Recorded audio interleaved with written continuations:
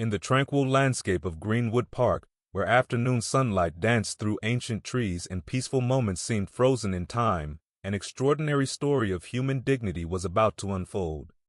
And at the center of this narrative stood an unlikely hero, Mike Tyson, a man whose name had long been synonymous with raw power and fierce determination. That seemingly ordinary afternoon would become anything but routine.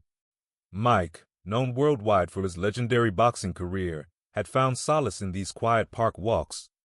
After years of intense training, brutal fights, and media scrutiny, these moments were his sanctuary, a place where the thunderous roar of stadiums faded into the gentle rustling of leaves.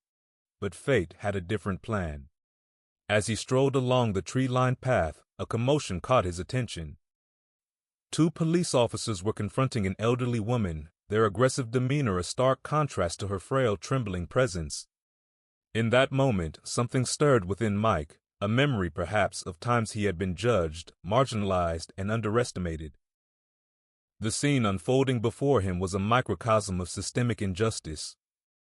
Officers Blake and Carter weren't just arresting a woman, they were stripping her of her dignity, her humanity.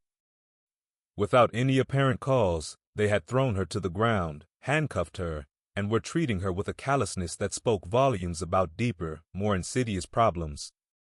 Mike Tyson, the man who had faced down the toughest opponents in the boxing ring, now faced a different kind of battle. This wasn't about physical strength, but about moral courage. When Mike intervened, it wasn't just about protecting one elderly woman.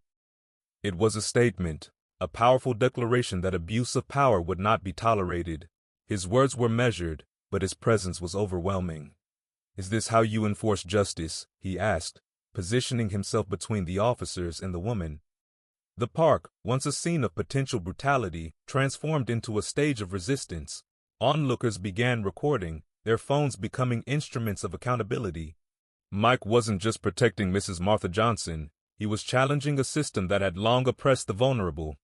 What followed was remarkable. Lieutenant Taylor's arrival, the suspension of the officers, the public outcry, these were not just consequences of an isolated incident, they were symptoms of a broader societal awakening. Mike Tyson became more than a boxer that day. He became a symbol of hope, a voice for the voiceless. His intervention wasn't about fame or heroism, but about a fundamental human principle: everyone deserves respect. The aftermath of the park incident revealed deep-rooted issues within law enforcement. The investigation uncovered multiple previous complaints against officers Blake and Carter, complaints that had been systematically ignored. Their dismissal wasn't just about one incident, it was about dismantling a culture of impunity.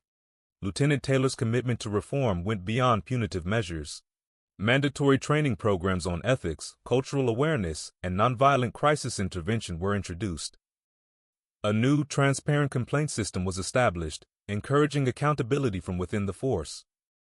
Mrs. Martha Johnson, once a victim, became a symbol of resilience. Alongside Mike Tyson, she began speaking at community meetings, her voice a testament to the power of standing up against injustice. Social media amplified their message. Hashtags like #JusticeForMartha and #StandWithMike became more than trending topics, they became movements, encouraging individuals to share their own stories of facing and fighting injustice. For Mike Tyson, this was never about personal glory. "We can't let things like this continue," he told the crowd. "The police aren't our enemies, but those who abuse their power within the force need to be removed." His words resonated because they came from a place of genuine compassion, not performative activism. The story transcends a single incident. It's a powerful reminder that change begins with individual courage. That justice is not a passive state, but an active commitment. That every person, regardless of their background, has the power to make a difference. As Mike Tyson continued his advocacy, the impact of that day in the park continued to ripple outward. Community policing programs flourished, younger officers embraced a more empathetic approach, and citizens felt more empowered to speak up. Mrs. Martha Johnson's life was transformed. "I thought I wouldn't see another tomorrow," she would later say, "but Mike stood up, and thanks to him, I regained my faith in people and justice." This isn't just Mike Tyson's story, it's our story. A story that reminds us that in a world sometimes overwhelmed by injustice, courage can bloom in the most unexpected places. Will you be silent or will you stand up? The choice, as always, is yours.